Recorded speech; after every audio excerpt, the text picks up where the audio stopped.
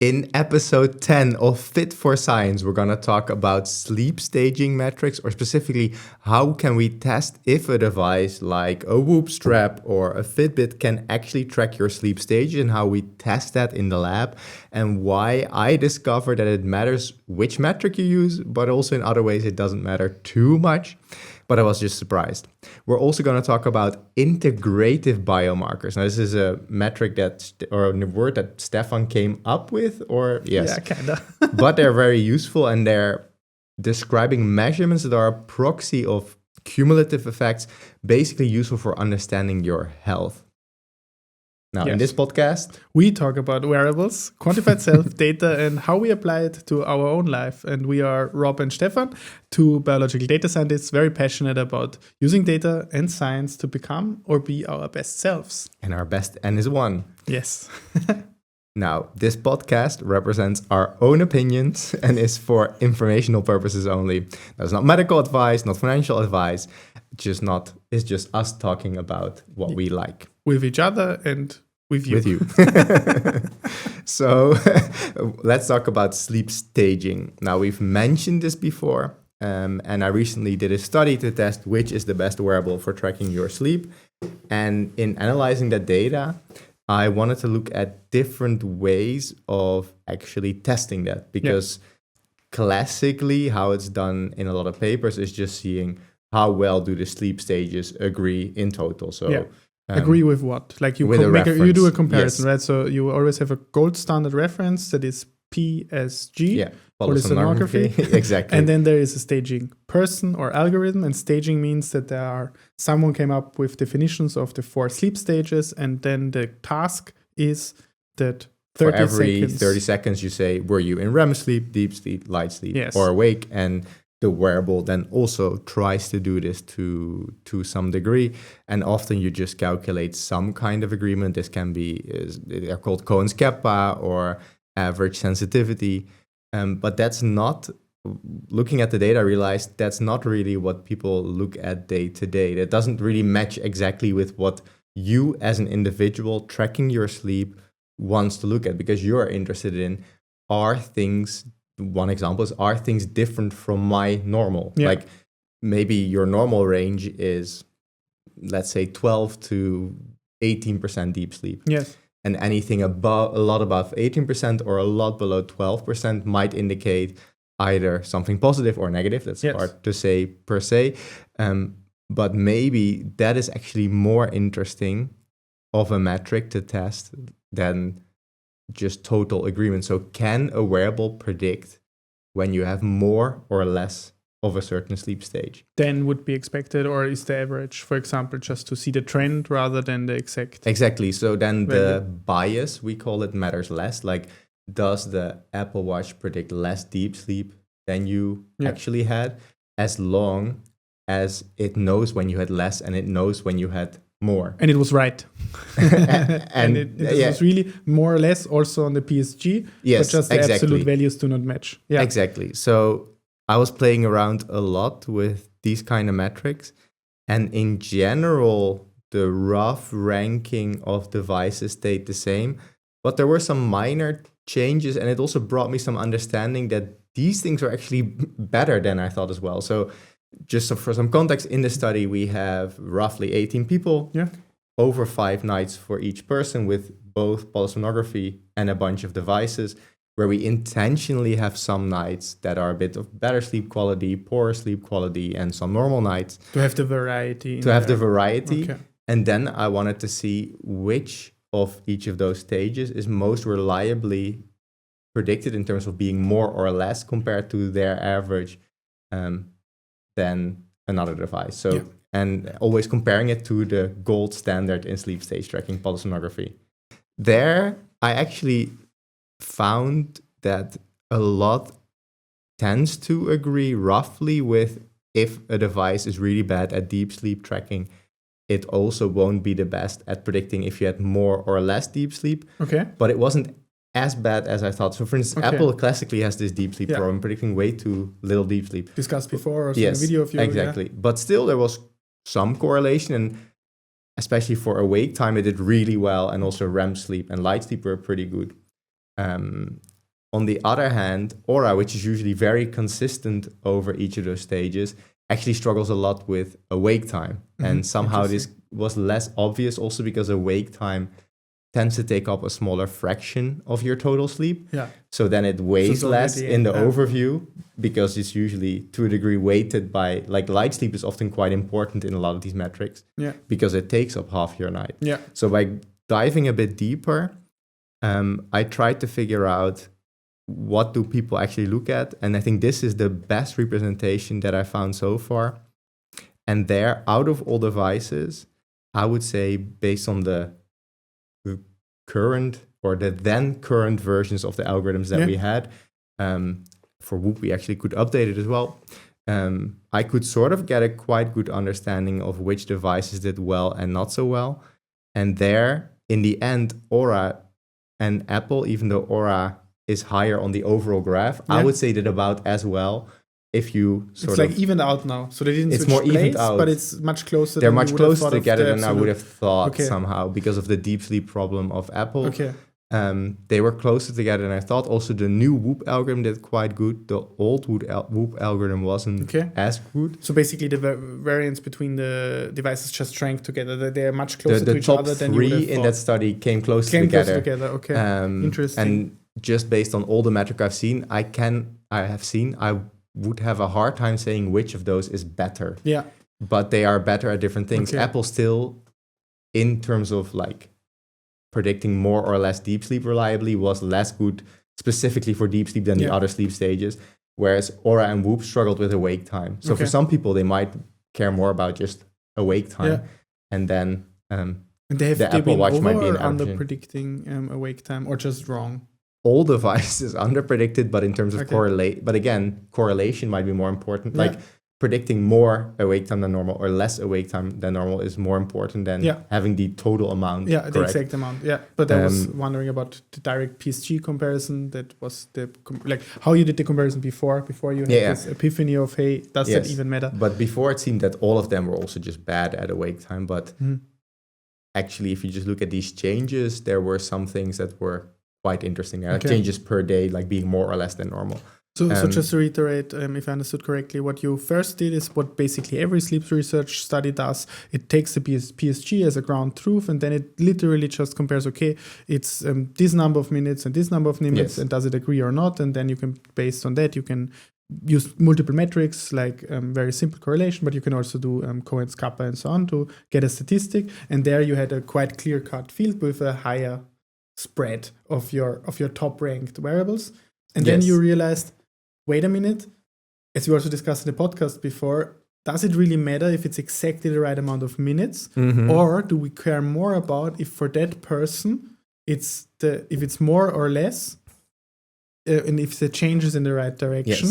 And even if there is a systemic shift, is that at least consistent? And how consistent is it? And that's what you checked, and then thereby the playing field shrank. Like in terms of spread. I mean, it's still hard to quantify exactly how much it shrank, but just looking at the numbers, I wouldn't be convinced to say that one of those 3 did better than the others. Okay. Then actually, Fitbit tended to do, in the overview, always quite a lot better than Garmin. But again, that's the old Fitbit algorithm, so that they changed that, I think, at the end of last year. But then in that overview, Garmin and Fitbit actually overall had quite similar correlations. So like, was there more or less for each of the stages? Both of them didn't do great, but their Garmin actually wasn't as bad as I thought based on the overview. Yeah. It's good news for Garmin. Still they weren't good. So I would say both the old Fitbit algorithm and Garmin, based on that particular metric, I would not have as a top recommendation. And if I take all metrics together, Garmin is still doing worst. Yeah. Objectively looking at all those metrics combined. But have you been using then at the end the same metrics? So you looked at the data differently, but used the same metrics, so Cohen's kappa or correlation, then to always assess the ranking? We normally don't use correlation. Okay. Normally we use sensitivity. Okay. So that I always need to say it correctly. In science terms, it would be true positive rate divided by true positive plus false negative, if I'm saying it correctly. I always have to think about it for a second, these words, but I think that's correct. So basically, out of the total amount of each of these stages, which percentage was correctly detected? And percentage in terms of 30-second segments. You basically for each 30 you seconds you say, is it correct or Yeah. not, in a very simple way. But then for comparing if it predicted more or less for each individual, I actually took the 5 nights, subtracted the average that person had for each of the stages. Yeah, of that person. Yeah. And then checked, okay, this night was, 15 minutes more than average. This night, 15 minutes less. And I correlate, this was just a normal Pearson correlation. Yeah. I correlate the same thing I did with the reference device. Yes. This was the average amount of deep sleep according to the reference device. This night was 10 minutes more. This night was 10 minutes less. Okay. Could the wearable say that? And then even if the total amount might have been different, you would have corrected for that. Mm-hmm. Yeah, makes sense. And this actually led me to some understandings, and also it's hard to test.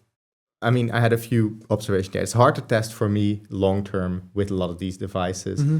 I could try it to a degree, but you would, even now, I had 5 times 18 data points and also actually 2 of the same device on each person. So you actually quite multiply things, and you need that much data to say something. So to test for me a single device is hard. For that long. Luckily, the rough ranking was still the same. Like the 3 best ones were still the 3 best ones, and the 2 worst. When you personally test, right?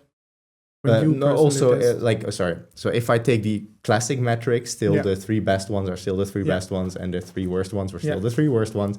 It's just they moved a little bit closer together within the 3 best ones and the 3. But I meant with the number of nights. When you personally test, you cannot do this for one device so long. Exactly. I can. I mean, I can do it for 5 nights. Yes. But then I would want to do it on 18 people for 5 nights, and that's just not doable. To get that kind of power to do the calculation. Exactly. So overall, I was happy that the rough metrics or the standard metrics that we use still give overall same patterns. And also that makes sense, I think, to test. And I think that's what they were optimized for as well in all their papers. This is, I think, really what they were optimized for. But then your epiphany was really... that's not how we use the device. That's not how... Also, we talk about these devices in general, and that's how they are most useful. Exactly. Right?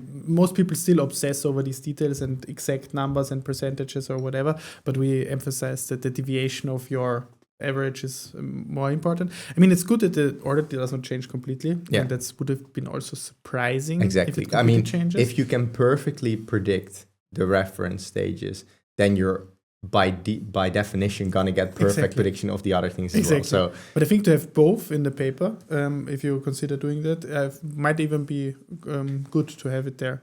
I think there might be a follow-up paper where we're gonna look into some other things and then also include this.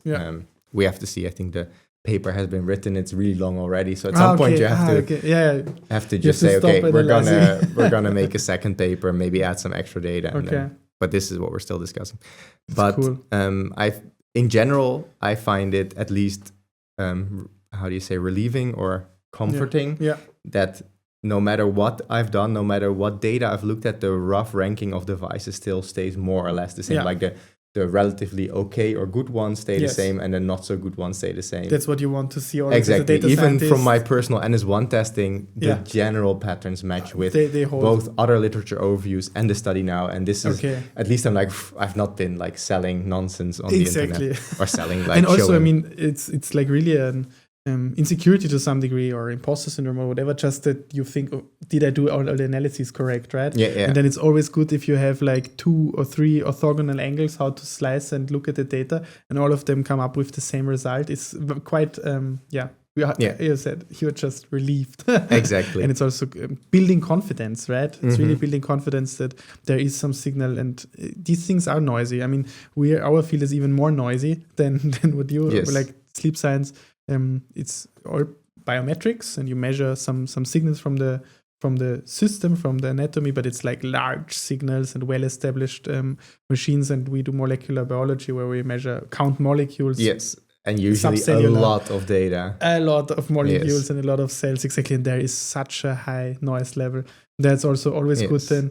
If you analyze it 3 different ways and you still find the same, for example, genes Yes. that have the same, that are the most interesting, and then the absolute best is if you go to validations, and which means you're doing a different experiment with a different angle, and you find actually that it is Exactly. true. I think there's like I'm always surprised, and I shouldn't be, right? Because what does it mean that I'm Yeah. surprised? It means I'm not super I mean- confident, but it's still such a nice feeling. in science, I think classically we talk about replication. So Yeah. you want to do the exact same experiment multiple times and find the And same find the same results. thing, exactly. But this is something we don't typically do within our own. Like you have replicas in your study, Yes. but you don't do the whole experiment from scratch again. Again, no.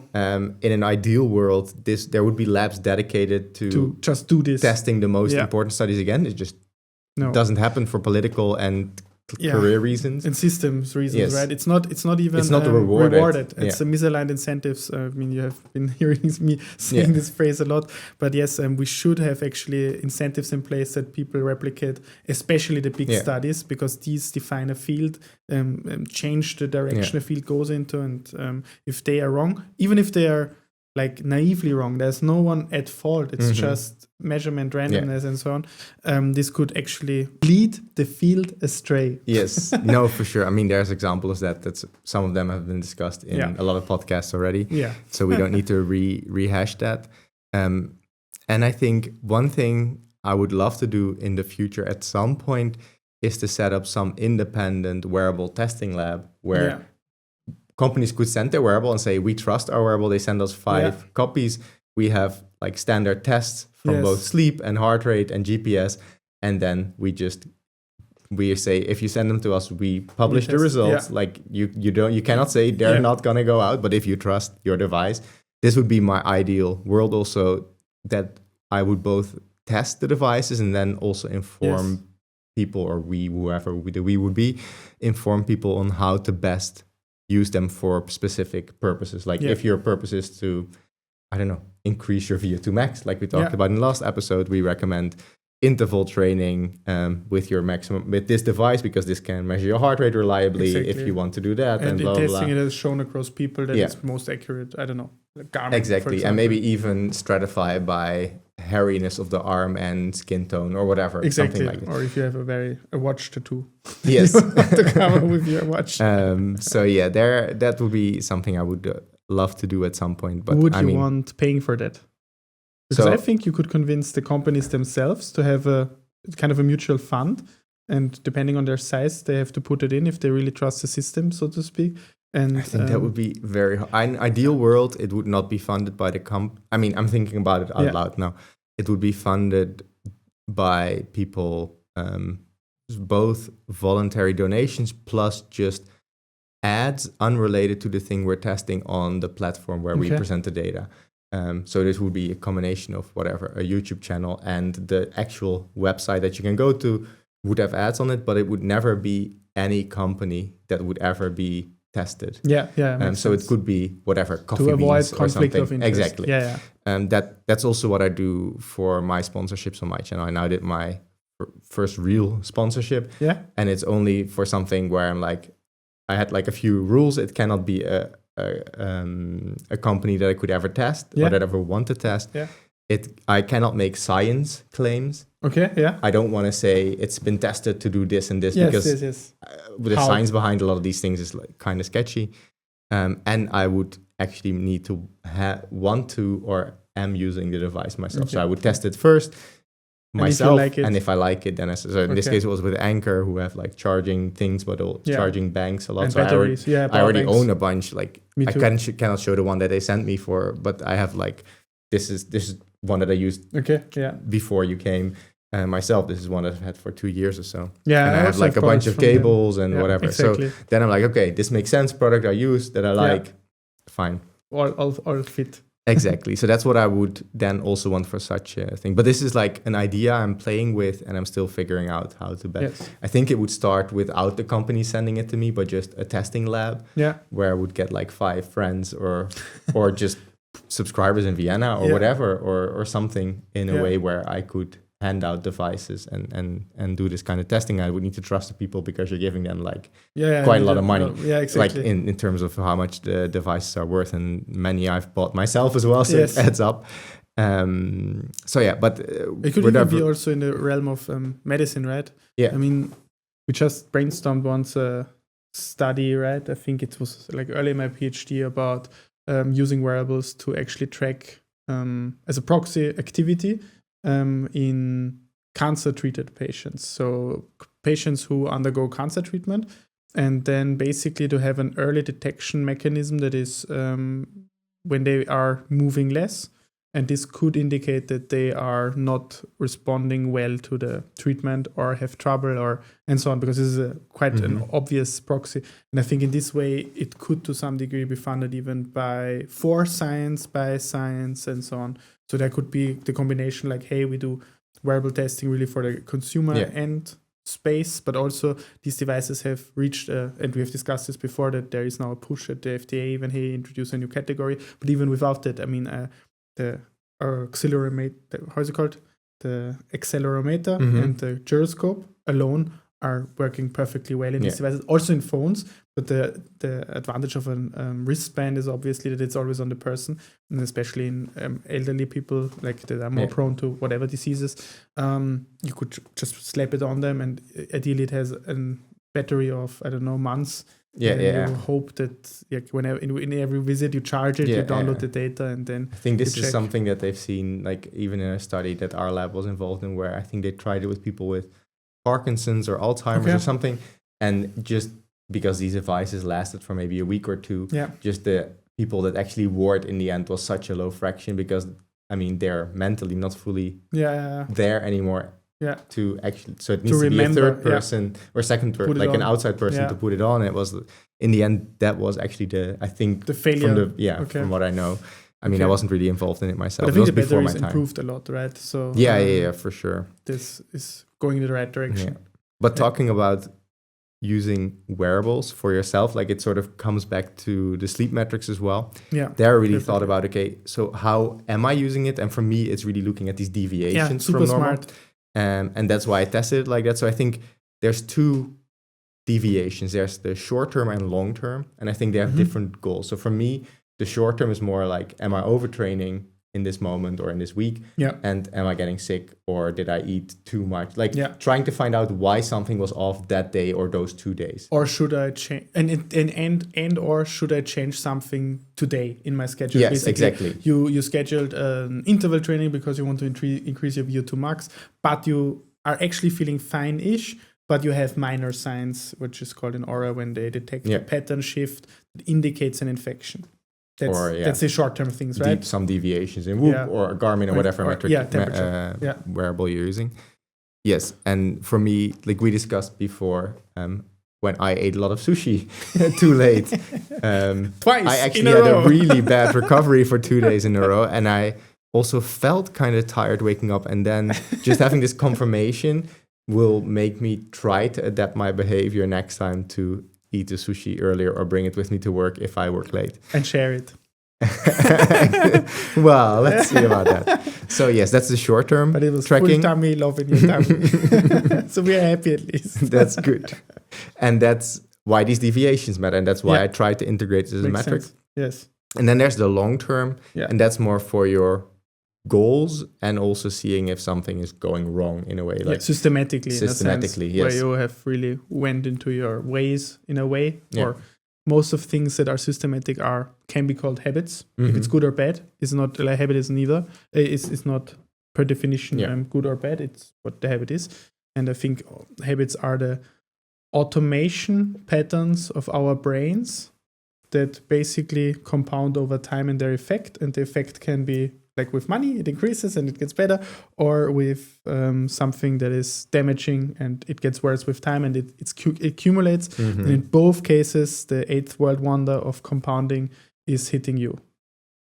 That's how I think about long term. So yes, and I think figuring out how to use these devices is more important even than which device you have. I mean, they need to be reliable above a certain ceiling for the thing you want to measure, and then you need to actually figure out how to best and also use what's them. Your use case. Exactly. Exactly.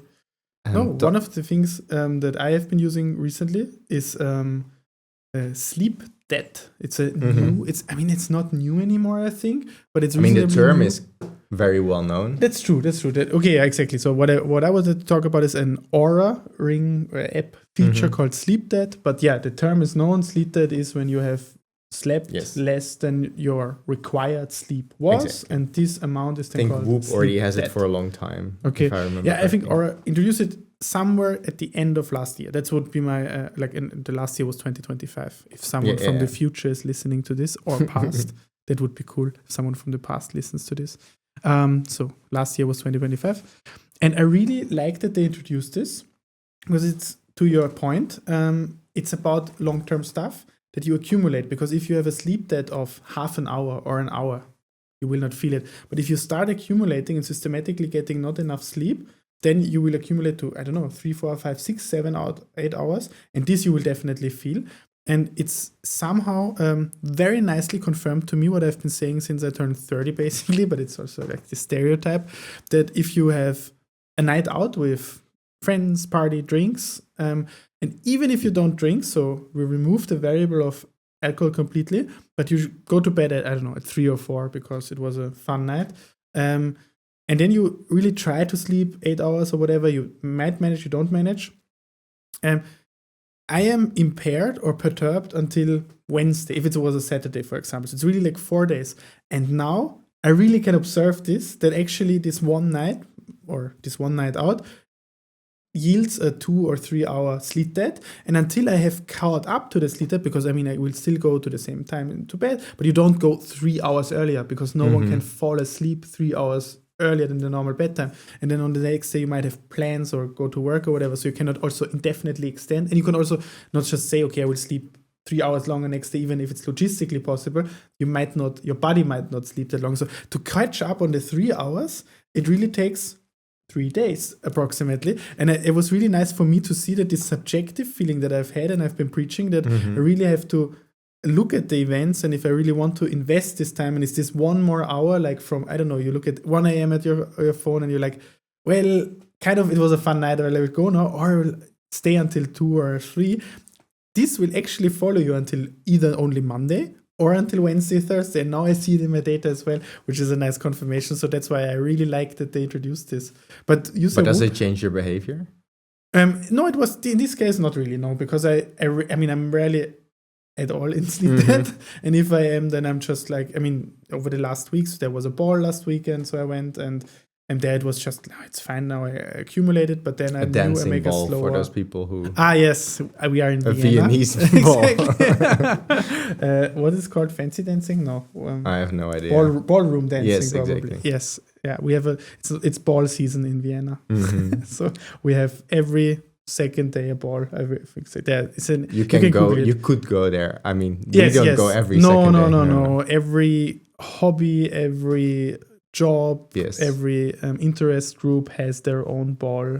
So today, for example, it's the ball of the Technical University of Vienna. Yeah, I just know because friends go. There's also a cake maker's ball. Exactly, and a bonbon ball for the bonbon makers. Yes, and so there's science a lot of ball. balls. Yeah, exactly. But that's where you get your sleep debt? Yeah, exactly. And I was just fine with it, basically. But I usually then take care that the week that follows is sufficiently recovery rich.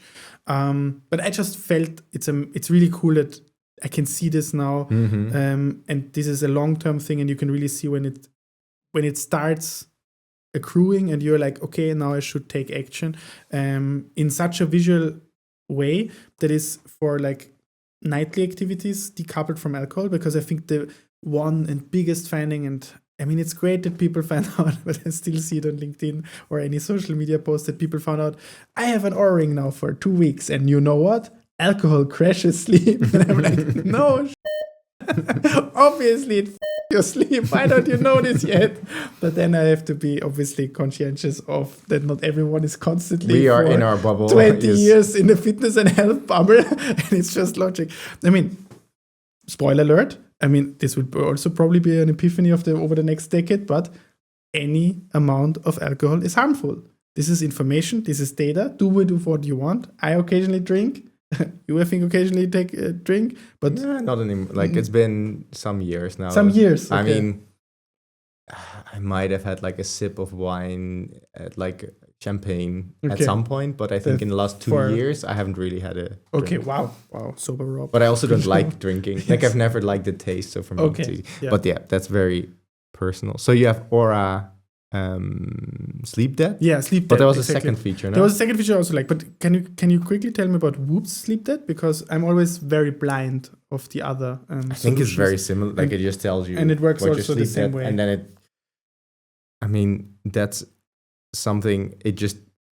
I think it gave me a warning this morning that I had a okay. sleep debt, because I went they to wrote bed. sushi-induced sleep debt. Exactly. But I clicked away already the notification, and I have to see where if it says it somewhere still. But basically, it says hours of sleep needed, and then hours of sleep gotten, and that's for me way too. That's what I can still easily see in the overview. But is it like accumulating over time in a sense that is this a Yes, like there okay. was somewhere. So they don't notify you, hey, you repeatedly didn't get what you needed, or do they actually have a curve that builds up over time? It's like, okay, last night it was 1 hour, or yesterday. So this isn't. So I look at my strain that I want to reach each day and my recovery. Yeah. I look less at specifically sleep debt or something like that. It's not a feature I use, and I know they often, especially in the beginning, they give you this ridiculous amount of sleep that you needed to get when I first had my Whoop. So that's why I focus on it less. I hope I'm not misrepresenting how it does things, because I looked at both Oura. Here we have my sleep debt. Whoop will come for you. It's quite low. So I had almost zero sleep debt until Sunday, and then Monday 19 minutes, Tuesday 18 minutes, Wednesday 32, and today I have an hour sleep debt. And it's a trend. So I don't know how they how it accumulates, but I cannot imagine that they don't basically pass it on from the next day. Yeah, I mean, it would make sense because day. That's a thing, right? You have to fulfill your sleep debt. Yeah. It's that's one thing about sleep debt that is known. You have to, at some time, get the sleep in. It will not disappear. Yes. And it is damaged, basically. Yeah. But for me, somehow it's easy to look at strain, recovery, these kind of metrics. Yeah, it's also good. No, makes sense. I think it in the end boils down to much of the same thing. Yeah. No, I really like just that it appeared and that yeah. it's so visually fitting my experience. But what I like more sometimes about these combined metrics like recovery, it includes your sleep debt, sleep debt, but also heart rate variability. All these things are sort of in a single thing that I don't have to think about too deeply. Yeah, but it's totally. That helps for me a bit more to I keep it doable. The sleep debt is not a contributor to any Oura score. It's a separate thing in the sleep health, in the My Health tab that they introduced, that is supposed to be a more holistic view of your health because it looks at long-term trends. But I think trends. Sleep scores also include sleep quality of the last few days, weighted less and less as you go back. So I think so. In a way, the data is in there. Yeah, it's just not explicitly in there. And also sleep debt is how much you slept minus how much you need. And the how much you need, they determine based on a moving window. Mm-hmm. So when you over time, as you just said, when Whoop wanted you to sleep an insane amount, and then it adapted because you just consistently slept less because you need less. I don't know if this is true, but I somehow remember that the old Whoop software just wanted to always have you sleep for 9 hours or something. Okay. Like, I cannot sleep for 9 hours every day. But I don't know how much of that was sleep debt or if they just wanted to have you sleep a lot. But this was really when I originally had it in 2019 or 2020. So it's already a while ago. I think even before I was making these YouTube videos. Okay. In the same scorecard or card or section in the Oura app where they have this, I think it's called My Health, really. Could actually check. And they try to be more holistic. They also have a stress bracket, and there they have, it's called My Health. And there they have a sleep health cap, a stress management, and a heart health section. And in the sleep health, one of the things is sleep debt, but in the stress management, there is now cumulative stress as well. This I also liked to see that they try to, I cannot tell you if it's good or not in a sense, but I really think that these things that over time accumulate and then reach at a certain point where then they show themselves in a, I don't know, disease or some kind of pain or whatever. But before, if you can catch already before it accumulates over time, hence like cumulative stress, I think makes a lot of sense to try to estimate this and see this growing and give basically already, oh, this is a trajectory, this is going up, and we judge this. I think this is a move in the right direction, and I think they introduced it at the same time as they introduced the sleep debt and this My Health feature as well. That's why I lumped them together. And I also like this one because now they always try to judge your general stress and then also your stress relative to your recovery. And if you're well recovered and high stress, you're also fine. Like that's what what they call resilience. Yes, resilience. These I also like because they're really I'm completely on the high stress side, but I'm also mostly on the high recovery side. And then they don't give me a warning. They say I have exceptional resilience. But because I also recover accordingly, apparently. But how do they measure stress? Just heart rate at rest, or? No, stress is yes, heart rate is one thing, but they say or they write it's stress really not de-stress or eustress. So it can be it's neither good or bad. What they measure, they just measure when your physiology is under stress, and stress can mean de-stress, being stressed because of a bad email or a bad interaction. But eustress, good stress, is also when you are on a date with your partner and you're just excited about it, or you watch a good movie, stress. Or work, very good example. Workout is also stress, and this is all eustress, so good stress. So why are you using these words, you and distress? Yeah, it's definitions of good and bad stress. Really, I never heard of this. Is it you, the letter U stress? EU. It's from the Latin, I think, but I didn't have Latin in school, so I can only, I can only guess, basically. Yeah. But no, of course, if I guess it's Latin, what is it? Greek. And if I guess it's Greek, it's obviously Latin. Because U means meaning good in Greek. Okay. But that's how they show it in the app? Or you No. That's how I just differentiate now, because they very explicitly show in the app and also say on their blog post that explains it, that what they show you is physiological stress. It's neither good nor bad. It's just that your system is stressed. But this is just purely heart rate? Or no, this is many things. I think it's also temperature. And that's why I also don't understand why they cannot show me the continuous temperature. Because they have it and they use it. And also heart rate variability, I think, for snapshots when you're not moving and so on. So they tried, it's multiple cumulative biomarkers. They combine into this one metric they call then stress. Then they have this chart that you can range between. So for example, right now I'm stressed, but it means engaged, and you can be between restored, relaxed, engaged, or stressed. This is just also indicating that if you just lie down, watch relaxed TV, probably more restored section. And that's what they use then, I think, to also determine their cumulative stress over time. This is not the same thing. So you have a stress profile for the day, and then cumulative thing. And I like I really like those sleep debt for the reason it showed what I experienced. Cumulative stress, because I think it's super good early warning sign that you are going in the wrong direction, you should change something. It's fine to have a stressful period, right, to get something done, but it should also, if you nicely see that this accumulates, then you can act earlier before you have a breakdown, burnout, or whatever. And they were both in this avenue of health tracking, and there are no new holistic approaches, and this I like a lot. Is stress response measurement or so still a thing in wearables? Because so there were these EDA sensors for a while, right? There's electrodermal activity sensors. Exactly, basically your perspiration, yeah. Exactly. What is it? Perspiration, I think. Yeah. We're both non-native English speakers. Yes. I think it's much less of a thing. I think it was Fitbit who did it for a while. They had this watch. I'm pretty sure it was when the Fitbit Sense. or Sense. Okay, it was looking like a watch. Yeah, And like it was an Apple their Watch, first basically. time that they had something with a square display. Yeah, And that was the unique selling point. So they had the Versa and Sense line of watches. Okay. And I think only the Sense had the EDA sensor. It also had ECG. Like it was basically the Sense because it sensed a lot more, I think. Now that Google owns Fitbit, let's see if we will ever see another Fitbit product ever again. Yeah. It's been a while.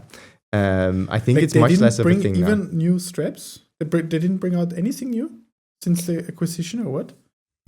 Sorry. Maybe in the very Interrupted. beginning, the ones that were still in the pipeline, development, I think the basically, yeah. Fitbit Charge 6 might have been post Google takeover. Okay. But in the last 2 years, there Yeah. have been no Fitbit. I think since 2023 it was the Interesting. last one, maybe, if I'm saying Okay, it. let's be I hope I'm optimistic. saying it correctly. They're cooking up a super AI wearable. I'm telling you. I hope that Me there's too. something cool coming. It's like months of battery life, continuous tracking everything, but non-invasive still and invisible and super light and everything.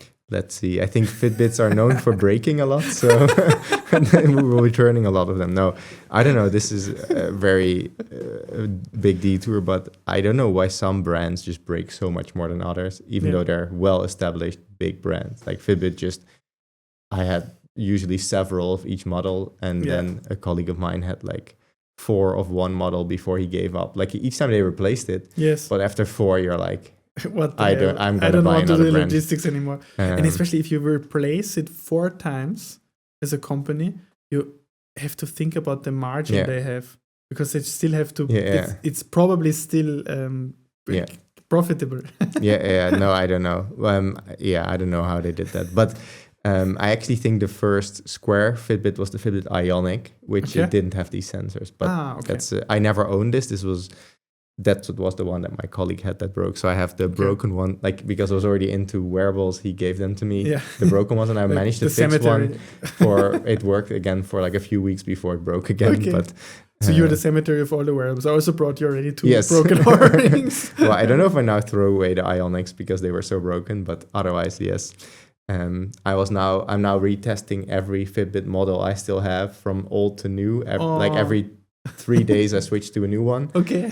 So now I'm at the charge 4. I was actually supposed to be at the charge 3 now because it Okay. started with the 2. Yeah. Then I moved to the 3, but both the 3s that I own now have both the 3s that I own now have a broken screen, which means how I did that cannot happen? pair it. I don't know. You mean not literally, like it It doesn't doesn't work work. anymore. And to pair the thing, you need to put in a 4-digit code on the screen. So I randomly tried for 10 minutes to just bash codes to see if by chance it would work. But of course, the chance is 1 in 10,000 each Yes. time. So a 1 in 10,000 or 100,000? 1 in 10,000, 10 to the yes. power of 4. 10,000. Exactly. So I just gave up because I would probably, on average, need to try Yes. 10,000 times You for it thought to you were work. a hacker, a brute force hacker. Exactly. I was really thinking you could have like a thing just mashing the same code each time because probably it's a random code, so it doesn't matter which code you put in. Yeah. But then every 10th try, it says, hey, maybe something is wrong and you need to press somewhere else to say try again. Otherwise, I could have built a thing that just does like this the whole this day. bird, right? Yes. This water bird. Anyway, so I'm now going through different Fitbit generations. I have to see how many I actually want to do, but I want to do at least the charge lineup. Yes. But I also don't know if I still have a working charge 5 or that broke as well. So let's see.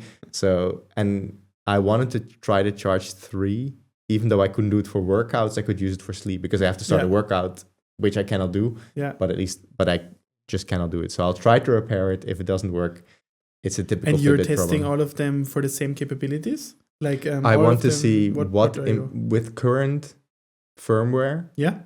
and algorithms, how much does the hardware matter? Especially for that's a sleep good staging, I question. think it will It's matter the very same little. company, it's the same Yes. form factor. Same app, same everything. Everything And a lot of same. the scoring is probably done online or in the app of Yeah, the stages. So if The only It's variable is literally the sensor. sensors. Exactly. Yeah. So I'm curious, but I already good one. noticed that the Fitbit Charge 2, it still connects and everything, but it's so like the system is so broken that I think they don't think anybody still uses it. So even the exercises aren't synced. Oh, Like okay. it shows that I had these exercise minutes, but the actual exercise is just not visible. Okay. With the Charge 4 it is, but the Charge 2 it isn't, even though it's my first wearable ever. That one.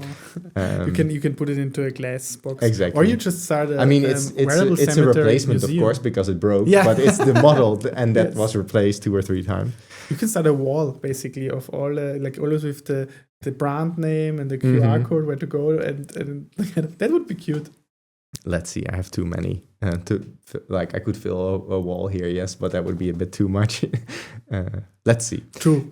But who puts stuff on their wall, like large things? But talking about differences between wearables, even within a wearable, there can be differences between countries. Yes. You were frustrated this week. I was very frustrated today. I ranted already to Rob. I read up on, what did I read up on?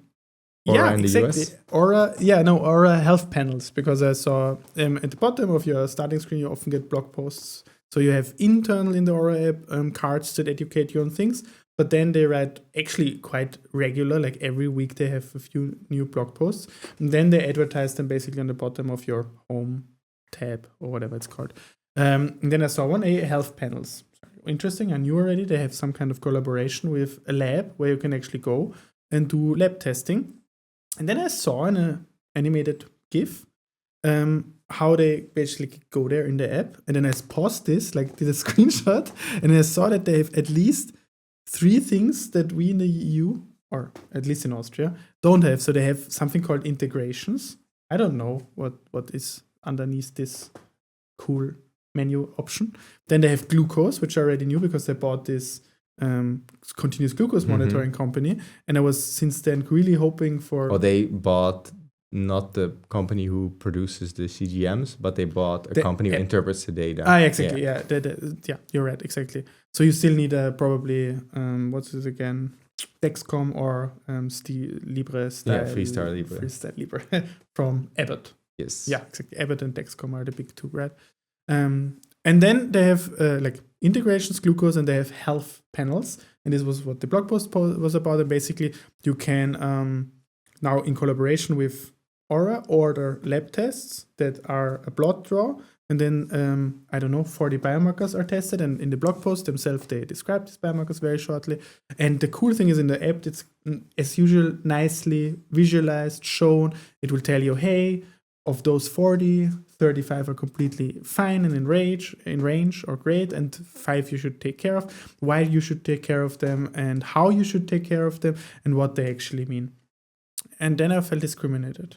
Yeah, but let's see how much it would actually make a difference. Like, you could also go to a lab here and get your stuff tested. It just doesn't look so nice. Exactly. I want it in my Oura app. I guess once the EU approves it. Yeah, I mean, are they even trying? I have no idea, actually. I think they would. But I think it's just much harder probably to organize it for each country in Europe, whereas in America, I don't know how the states are different, but maybe regulatory-wise and implementation-wise, there are chains of labs all across the US that are from one company, whereas here, I think in Austria, you have very specific labs. Yeah. In the Netherlands, I don't even know if there's commercial, easily accessible labs, or if it's mostly production work in the hospital, or I don't know exactly how to. I know that here in Vienna, you see a lot of these labs you can just go to, but this is not an experience I ever had in the Netherlands personally. Where you could just say, hey, do this and I will pay. Yeah, exactly. Yeah. That's what we can do here. Exactly. So, I mean, for good and for bad. Yes, exactly. That would be cool. I mean, it obviously then goes into Apple Health or whatever. And I think Apple Health is also has announced some stuff I sent you, or I just watched and thought I should send you. I didn't read it, at least. Okay. There was something. Okay, then I can tell you that's good. There was something about, because we discussed subscriptions a few episodes back, right? And then we even said, Apple has no subscription in regards to health yet. And we just said that's how it is. I mean, there's fitness, but everyone else has basically subscriptions. There might be an Apple AI doctor subscription coming. Yeah, so put all your medical data into Apple Health so the AI doctor can come and see you. The good thing there would potentially be that Apple stores everything locally and not to their, or encrypted in iCloud, where they don't have access as a company to that data. Yes. And then if the AI doctor just accesses that, but like it sort of does it locally and never actually gives Apple that data, I would like that more. But that's cool. personal. That's true. But there you could also put in then other biomarkers. Exactly. And there are, that's the idea. I mean, they have even this format, and we discussed this when we discussed AI in healthcare, that if you get labs from the main providers, then it's already in a data format that you can import to Apple Health. That's really cool. Yeah.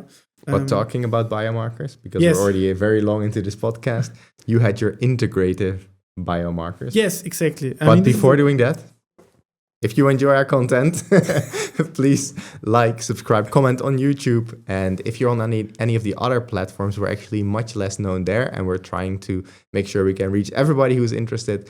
So if you like us there, don't forget to also subscribe there, but also leave a review, hopefully a positive review, so that other people can find us. And also in your review can maybe read what you like about what we do and how it's different or the same as other podcasts. So thank you very much already for everybody who's already done that. But now to Stephan's new integrative biomarkers, which sounds very fancy. Sounds cool, right? Tell us about it. Yes, but no, one thing more is the platform's also always telling us that we should tell you. So we are basically just relaying the message every time we upload to Spotify or so. The platform is like, are you telling your listeners that they should review and share and stuff? And we're like, maybe we should do that. So yes, we're just relaying the message from not Shopify, Spotify and Apple Podcasts, that they really would like you to review, so they know if we are any good. We are good. We're hopefully getting a little bit better over time. We really try. Anyway, back to integrative biomarkers. Yes, I mean, I think I made it up to some degree. I have different terms for this as well. So we could call it also resilient or stable markers. Just let's deconstruct it a bit. So I think stable markers is easy to remember. Yeah.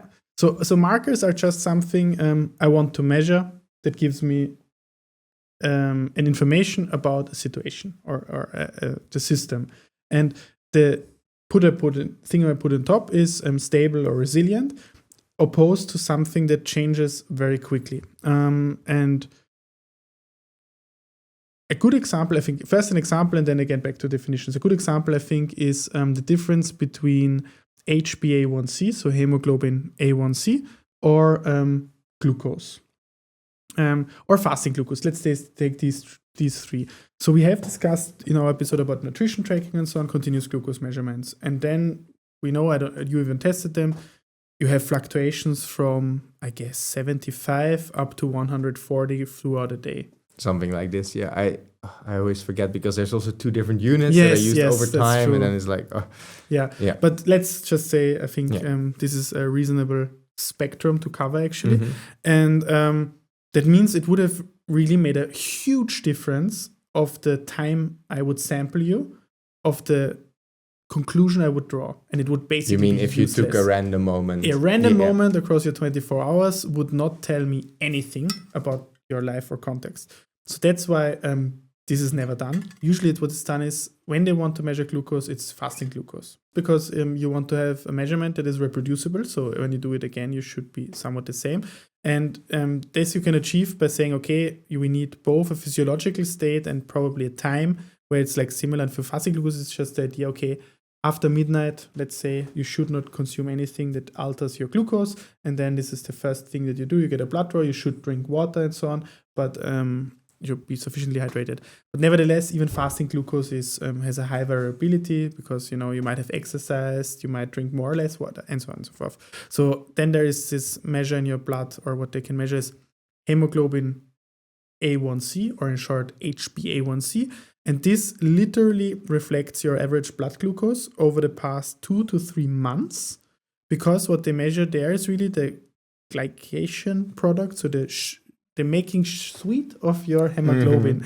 The hemoglobin is in your red blood cells, what carries oxygen, and they have a long-term turnaround time, so 2 to 3 months they are in your system, and they basically get more sticky the more glucose is in your system, and this stickiness can be measured. And this is a perfect example for what I call I mean, we can change the name maybe. I call it integrative health measurements or integrative biomarker because or long-term biomarkers, Yeah. basically. Like And it's they're just made to reflect the long-term you, not the right now you. Yes, it's like snapshots versus something that has developed over time. And before I had a little bit this rant about habits and how they relate to, like, this is the automations of our brains or to basically not think about everything. And I think this is one of the most important things that make you either healthy or sick, what you do regularly. And also what basically integrates over time, what accumulates over time, because compounding does not only exist in finance, it exists in every part of our lives, especially in health. Health is such a great example of compounding. What I mean is that if you do something repeatedly that is harmful, it will lead over time to a worse and worse outcome, and the other way around is the same. And I have a tiny collection of these kind of measures that I want to share with you or quickly discuss with you. And it's really the idea is that we have these integrative measurements that serve as a proxy for an outcome we want to achieve or avoid. I mean, the negative is always then something we want to avoid because it is a proxy for something good or something bad. And we have to keep in mind that it's always, that's why final time, proxy, that we don't get obsessed over the metric, or we really have to understand its limitations always. Otherwise, we will fall prey to With proxy, you mean good-hearting. you're not directly measuring the thing you want, which is maybe how long are you going to live and how long is it going to be healthy? Yeah, exactly. Or when do I develop diabetes? So HbA1c is really used even for the diagnosis of diabetes, type 2 diabetes to be precise. So the obesity related or the lifestyle related, let's put it like, you do not need obesity to become diabetic. And type 1 is the autoimmune disease that you are born with, but it's a very different disease.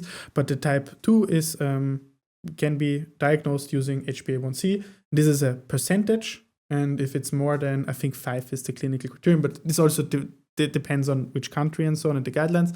But if 5%, then it's more. And the lower, the better, because the less blood glucose, the less your blood was exposed to glucose. So you cannot live without glucose, you need glucose, but it's really about the lifetime exposure of your whole system to glucose. Full stop. And that's what you want to minimize. So I think this was a somewhat understandable example. Yes. Cool. So basically, people with diabetes, type 1, type 2, have a lot of glucose spikes and probably a higher average level, or have a higher level of glucose on average. And also, if you do the integral, the area under the curve of their day, basically that's a higher area. Yeah. And that's bad. That's reflected long term by specific things you can measure in the blood. You measure it in one moment, but it reflects your last half a year. Yeah, exactly. 2 to 3 months in this explicit case. But exactly, that's really the idea of these measurements that I kind of collected, and I want to share just a few, and then hopefully I will share also a link to part of my website where I then have links and go to more detail. But the one that we discussed in our last episode excessively for cardiorespiratory fitness is VO2 max. This is for me the perfect example as well. It's not a blood biomarker. It's a test that you can do in a lab where you run and the gas exchanges or you cycle until like a performance test, and then until you reach a certain limit and you cannot go any further. And then the gas exchange is continuously measured and you understand what's your maximum volume of oxygen your body can utilize. And this is again a proxy of your cardiorespiratory fitness. This correlates highly with your mortality risk. So this is a perfect example, no lab test, but a fitness test. One that is also often cited in the same realm, like in terms of fitness, is grip strength.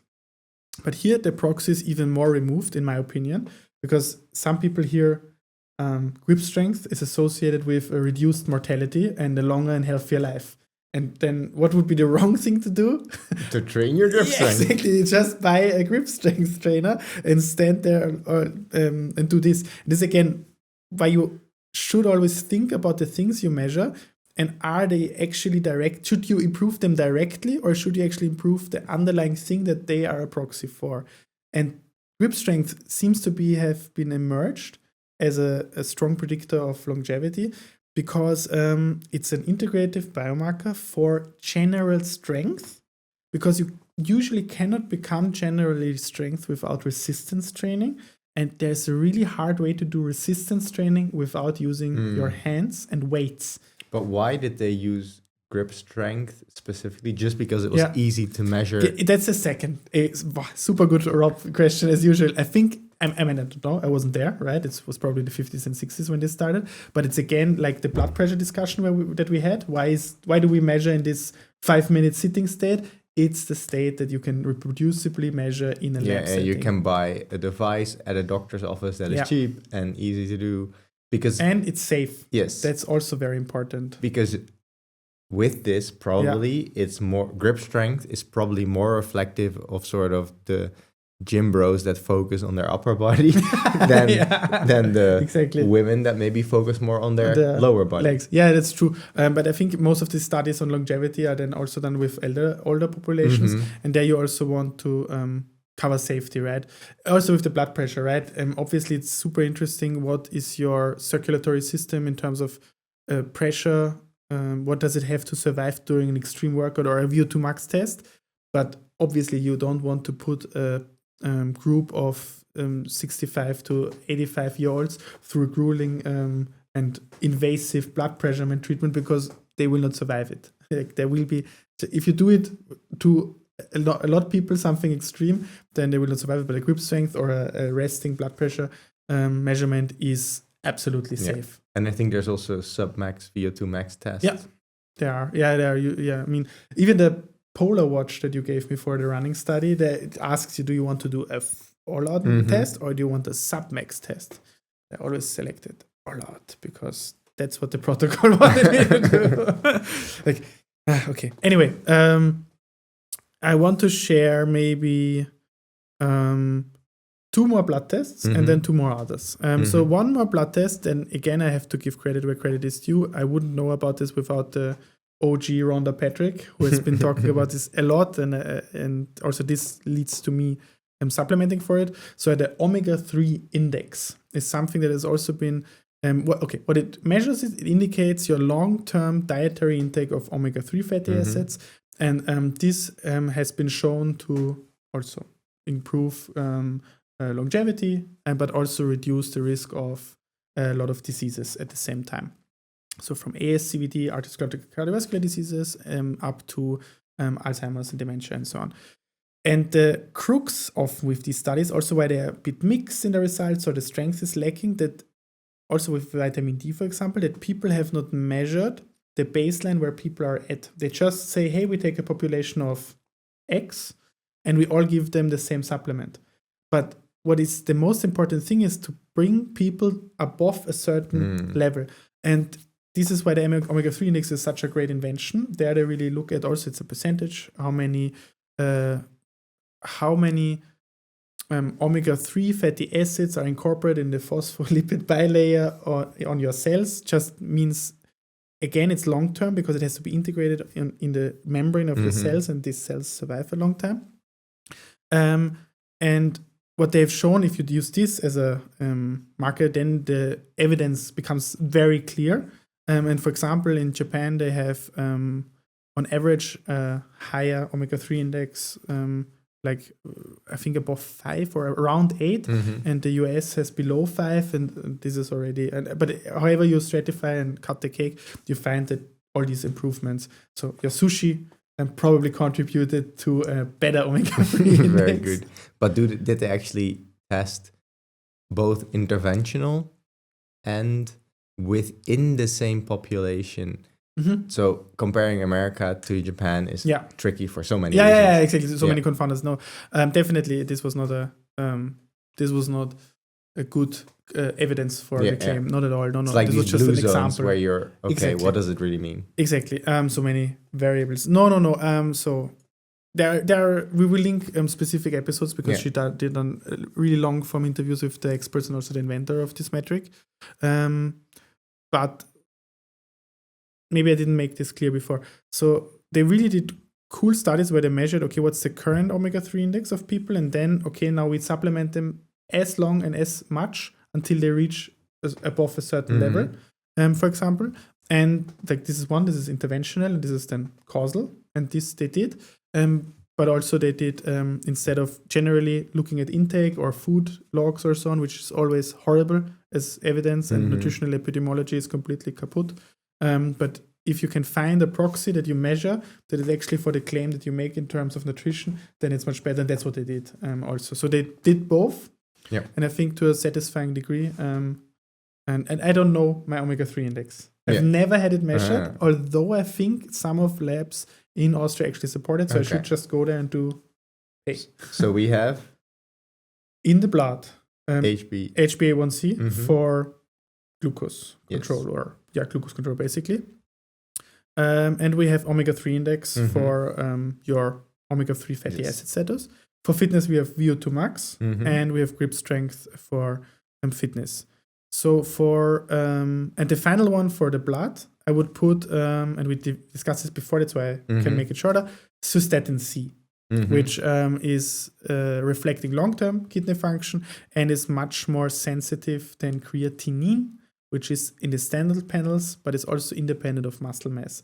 So Cystatin C, we discussed before, chronic kidney disease, devastating disease, and is really renal end-stage disease. This is more or less a death sentence. This is really dangerous disease, so something also to look out for, Cystatin C. So two other ones I wanted to bring to the table that are very different, and just to round the discussion, also bring it back to wearables. DEXA scans, for example. DEXA scans are using X-ray, but very, very low, not very powerful X-ray. So do you know how it compares to like a normal day exposure of radiation? Not like no. So I don't know the Sievers the Sievers values. That's the unit that is measured in. But I think if you have 2 transatlantic flights per year, you can also have a DEXA scan per year. So it's really low in terms of damage by radiation damage, so to speak. And this is good for quantifying very accurately body composition and bone mineral density. And this is also such a good example of an integrative biomarker, because you cannot change your bone mineral density or your body composition in a day, a month. It takes months to change your body composition, and to change bone mineral density as well takes even longer that you do with, for example, strength training, because then there's more pressure, there's a stimulus, and then they have more mineral density. Do you have examples for Sievers? I was trying to find out. AI gives me something, but I'm still not trusting it too much. That's a good idea. And a lot of the other links are from the companies that's try to convince you to get a DEXA. I mean, it will be low. Let's put it in the show notes. But here I can read what AI says. So for comparison, a standard chest X-ray delivers about 100 micro. And a DEXA scan is between 1 and 10. Okay, yeah, that's good. Is there also a transatlantic flight there? Because that's what people often... is about 100. Really? Mm-hmm. Wow. That's a lot. Between 0.08 and 0.1 millisieverts, which is 80 to 100 microsieverts. Yeah, so that's what I meant.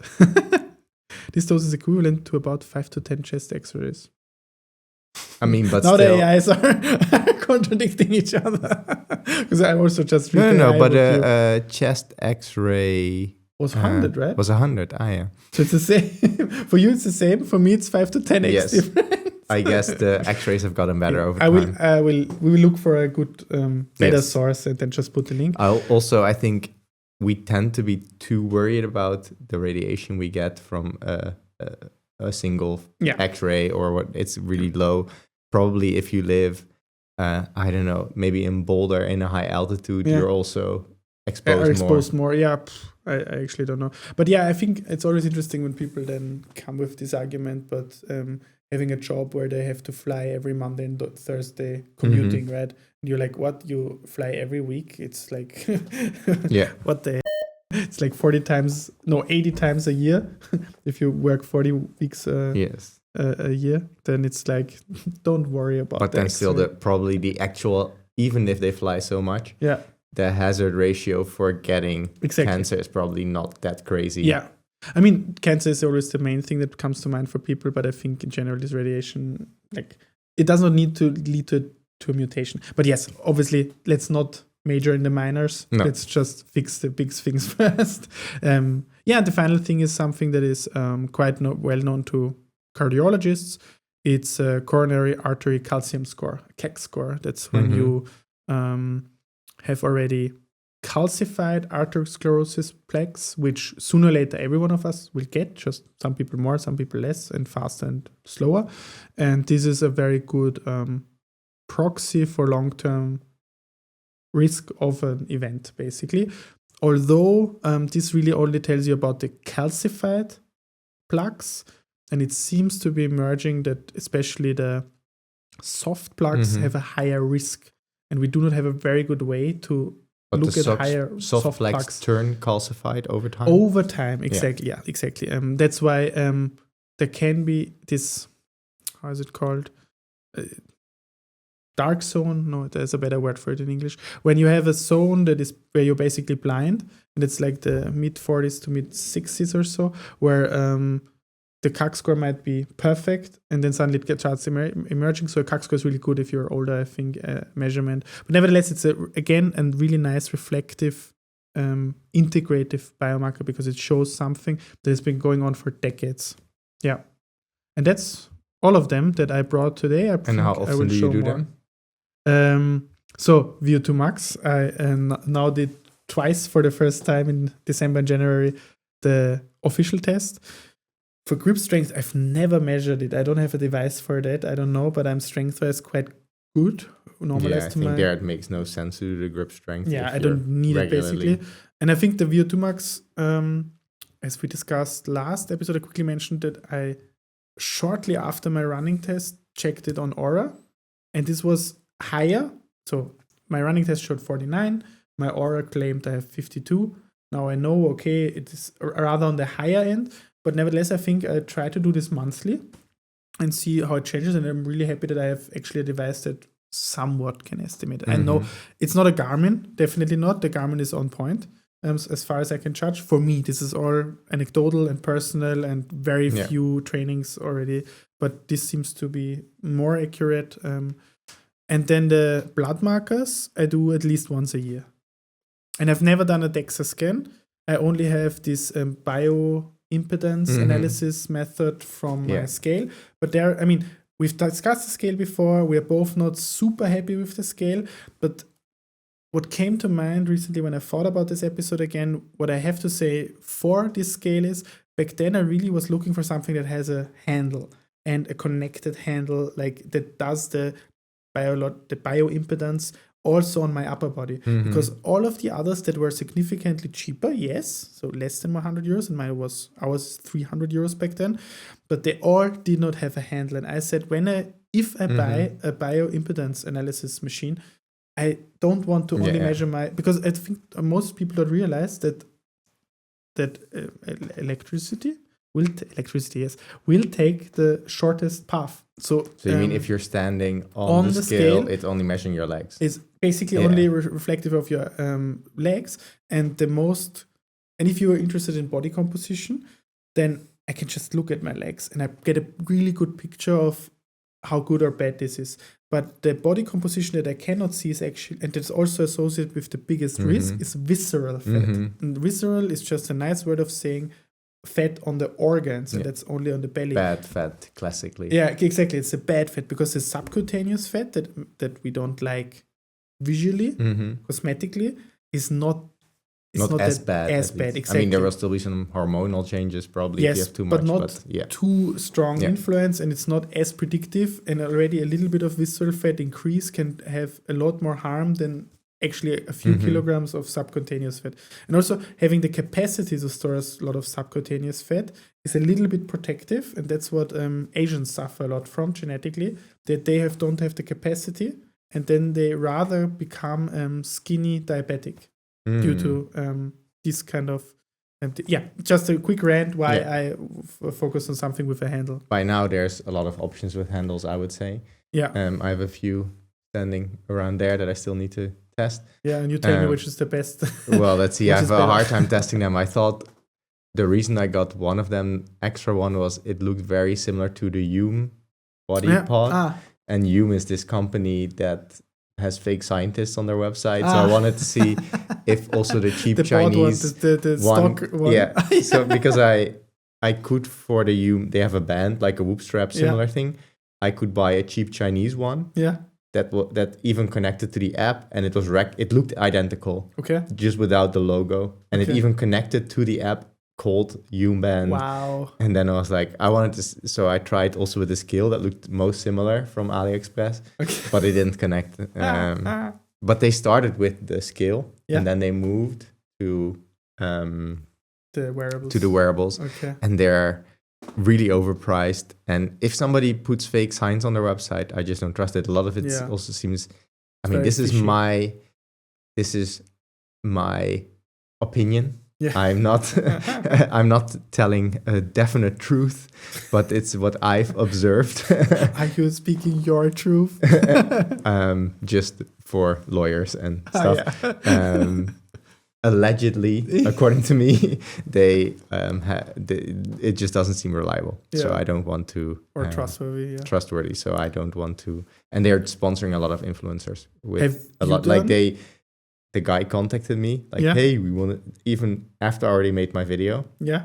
I don't think he's looked at my channel and saw that video. Yeah. And then I tried to try to get in contact with their scientists. So I kept saying like, hey, this guy seems interesting. Can you bring me in contact with him before I commit to a sponsorship? Yes. And then he stopped responding. At some point I was like, okay, I guess you find out. And then 2 months later, he sends me again a new email. Yeah, totally starting forgetting. Starting from scratch. I'm like, okay, it's this a new is just instance of a large language model.